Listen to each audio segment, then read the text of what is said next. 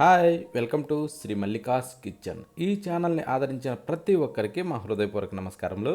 ఇవాళ చిన్న చేపలతోని పులుసు పెట్టాను, చాలా బాగుంటుంది. ఇది పక్కా విలేజ్ స్టైల్లో చేశాను. ఎలా చేశానో చూద్దామా.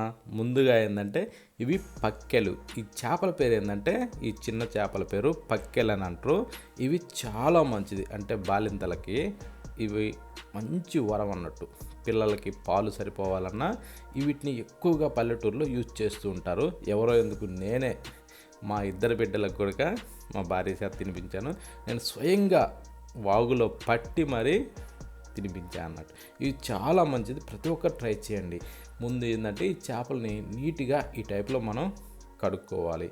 ఈ చేపలకి ఒక మంచి గుణం ఉంది. ఇవి తిన్న బాలింతలకి ఏంటంటే బిడ్డలకు సరిపోయేంత పాలు ఖచ్చితం వస్తాయి అన్నట్టు. ప్రతి ఒక్కరు ట్రై చేయండి. నీట్గా మాత్రం ఈ టైప్లో కడుక్కోవాలి. లోపల చెత్త ఇవన్నీ తీసేసి, పొలుసులు ఈ మీద ఉన్న ఇవన్నీ ప్రతి ఒక్కటి నీట్గా శుభ్రంగా కడుక్కోవాలి తీసేసి, ఓకేనా. ఈ రెడీ చేసి పెట్టుకున్న వాటిలో సగం స్పూను పసుపు, ఆ తర్వాత ఏంటంటే మనకి కారం ఎంత అవసరమో అంతే వేసుకోండి. బాలింతలకి ఏంటంటే 1 స్పూన్ కారం సరిపోద్ది, మిగతా వాళ్ళు కొంచెం ఎక్కువ తినొచ్చు. అందుకనేసి నేను 3 స్పూన్లు వేసాను. ఇప్పుడు 1 స్పూను సాల్ట్ వేసుకునేసి, ఇప్పుడు దాంట్లో కొద్దిగా ఆయిల్ వేసుకుందాం, అంటే స్పూనుకి తక్కువ ఆయిల్ వేసేసి ఇప్పుడు దీన్ని మనం ఏం చేద్దాం అంటే బాగా కలుపుకోవాలి. ఒక్కటి గుర్తుంచుకోండి, బాలింతలకి పెట్టేటప్పుడు మాత్రం కారం కంపల్సరీ తక్కువ వేసుకోవాలి, ఓకేనా. 1 స్పూను సరిపోద్ది అన్నట్టు. మిగతా వాళ్ళు తినేటప్పుడు మాత్రం కొంచెం కారం ఎక్కువ వేసుకోవచ్చు, మనకు నచ్చిన విధంగా. ఈ టైప్లో మనం బాగా మిక్స్ చేసుకోవాలి. ప్రతి ఒక్క ముక్కకు కూడా ఇది పట్టే విధంగా మిక్స్ చేస్తుందంటే నీసు వాసన లేకుండా ఉంటుంది. ఇప్పుడు దీన్ని ఒక అరగంట సేపు ఊరబెట్టుకుందాం పక్కన పెట్టి. ఇప్పుడు నిమ్మకాయ కంటే కొద్దిగా ఎక్కువ సైజు చింతపండు తీసుకునేసి ఈ విధంగా విడదీసి బౌల్లో వేసుకునేసి దీంట్లో నీళ్లు పోసి దాదాపు ఒక 10 నిమిషాల సేపు దీన్ని నానబెట్టుకుందాం. ఈ విధంగా విడదీస్తే ఏంటంటే తొందరగా నానుతుంది, ఓకేనా. ఇప్పుడు పక్కన పెట్టేద్దాం.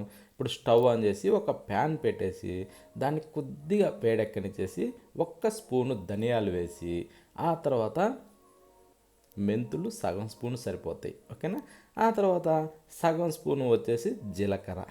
ఇవి 3 వేసిన తర్వాత వీటిని మంట మీడియం ఫ్లేమ్లో పెట్టుకునేసి మంచి ఎరడాలుగా వేగనివ్వాలి. ఎట్లంటే మంచి కలర్ ఎర్రగా దోరగా రావాలి, ఓకేనా. ఆ టైప్లో మనం ఇవి మంట మీడియం ఫ్లేమ్లో పెట్టుకునేసి వేగనివ్వాలి. ఇప్పుడు మనం స్టవ్ ఆఫ్ చేసేయాలి. అంటే చూడండి, ఈ కలర్ ఖచ్చితం రావాలి.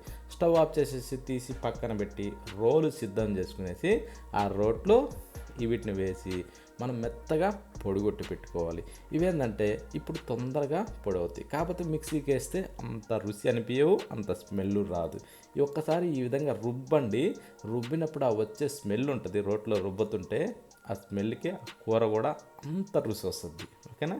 ఈ టైప్లో చేస్తే ఇప్పుడు మనం వెల్లుల్లి రెమ్మల్ని ఒక 5 లేదా 6 వెల్లుల్లి రెమ్మల్ని అందులో వేసుకుందాం, సరిపోతాయి, ఓకేనా. ఇప్పుడు బాగా మనం మెత్తగా పొడి కొట్టుకోవాలి. ఈ వెల్లుల్లి రెమ్మలు వేసినాక ఈ టైప్లో మనం పొడి కంపల్సరీ కొట్టుకోవాలి. ఇట్లా చేస్తే ఏంటంటే కూరకు మరింత రుచి వస్తుంది. ప్రతి ఒక్కరూ ఎంత వీలైతే అంత రోట్లో దంచడానికి ప్రయత్నించండి. ఈ టైప్లో పొడి కొట్టుకోండి.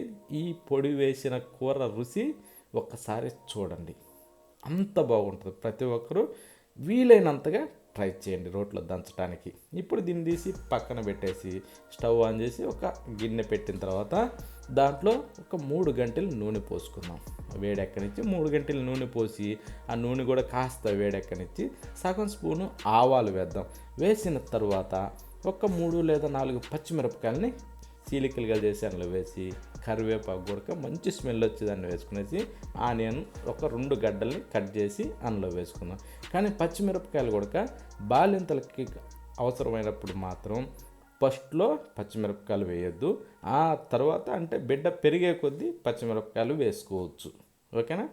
ఈ టైప్లో మనం బాగా వేగనివ్వాలి. ఇట్లా మంచి గోల్డెన్ బ్రౌన్ కలర్ ఖచ్చితంగా రావాలి. వచ్చిన తర్వాత ఇప్పుడు ఒక మంచి పండ్లు ఒక 2 టమోటాలను తీసుకునేసి కట్ చేసి చిన్న ముక్కలుగా అందులో వేసేసుకుందాం. అదే బాలింతలకైతేనేమో కొంచెం టమోటాలు ఎక్కువ వేసుకున్నా కూడా ఏమీ కాదు, ఇంకా చల్లదనం బిడ్డకి. తల్లి పాలు ఇచ్చినప్పుడు బిడ్డకి చల్లదనం ఉంటుంది అన్నట్టు. టమోటాలు కొద్దిగా ఎక్కువ వేసుకున్నా ఏం కాదు. వీటిని బాగా ఈ టైప్లో మెత్తబడనివ్వాలి. టమోటాలు ఎంత ఎక్కువ వేసుకుంటే అంత మంచిది. మామూలు వాళ్ళు అయితేనేమో కొద్దిగా తగ్గించుకోవాలి. ఇప్పుడు మనం ఊరబెట్టిన ఈ చిన్న చేపల్ని అందులో వేసేసుకుందాం. ఓకేనా. పూర్తిగా వేసిన తర్వాత ఇప్పుడు మనం ఏం చేద్దామంటే బాగా కలుపుతూ దీన్ని కొద్దిసేపు అలా వేగనివ్వాలి, కలుపుతూనే వేగనివ్వాలి. అప్పుడేంటంటే ఈ ఆయిల్లో మనం దీంట్లో ఉన్న మసాలాలు కారం బాగా పడతాయి అన్నట్టు. ఇప్పుడు చింతపండు రసాన్ని అందులో పోసుకుందాం. అంటే ముందుగా నానబెట్టుకున్న చింతపండుని పిసికి రసం తీసి అందులో పోసి, అదే మనం ఊరబెట్టుకున్న గిన్నెలో కొన్ని నీళ్లు పోసి, ఎన్ని అవసరం అన్ని నీళ్లు పోసి అందులో వేసి, రుచికి సరిపడా సాల్ట్ వేసుకునేసి ఇప్పుడు మనం ఏం చేద్దామంటే కొద్దిగా అలా కలపదాం. ఎక్కువ పస కలబెట్టకూడదు, చేపలు చిదిరిపోతాయి. ఇప్పుడు మూత పెట్టి ఒక 10 నిమిషాలు బాగా ఉడకనివ్వాలి. అప్పుడు పులుసు మరిగి చిక్కబడి రంగు రుచి ఏముంటుంది తెలుసు అంత బాగుంటుంది. ఇప్పుడు మనం ఇందాక గ్రైండ్ చేసి పెట్టుకున్న మసాలా పొడిని ఇందులో వేసేసుకుందాం. వేసుకునేసి ఇప్పుడు మనం చేద్దామంటే కొద్దిగా అలా తిప్పుకోవాలి, గంటి పెట్టి కలబెట్టకుండా ఈ టైప్లో తిప్పుకునేసి మూత పెట్టి ఇంకొద్దిసేపు అలా ఉడకనిచ్చుకుందాం. ఓకేనా. ఎక్కువ టైం అవసరం లేదు, మీడియం ఫ్లేమ్లో పెట్టుకునేసి కొద్దిగా సేపు, ఎందుకంటే ఈ మసాలాలు ఈ కూరలో ఇనికి రుచి వస్తుంది, చాలా బాగుంటుంది. ఆ వచ్చే స్మెల్కే కడుపు నిండిపోద్ది, అంత బాగుంటుంది అన్నట్టు. ప్రతి ఒక్కరు కూడా ట్రై చేయండి. ఇప్పుడు మీదకించి కొద్దిగా అలా కొత్తిమీరని చల్లుకునేసి ఒక్కసారి చూద్దాం. పులుసు మనకు ఎంత అవసరం అంత ఉంచుకునేసి ముక్క ఉడికిందా లేదా అన్నీ చూసుకునేసి స్టవ్ ఆఫ్ చేసి ఒకసారి చూడండి. కానీ ఈ టైప్లో చేసుకున్న ప్రతి ఒక్కరికి మాత్రం మంచి రుచితో కడుపు నిండా అన్నం తినచ్చు. మన ఛానల్ని సబ్స్క్రైబ్ చేయండి. ఇంకా ఎన్నో కొత్త రకాలతో చేపల కూరలతో మీ ముందుంటాను.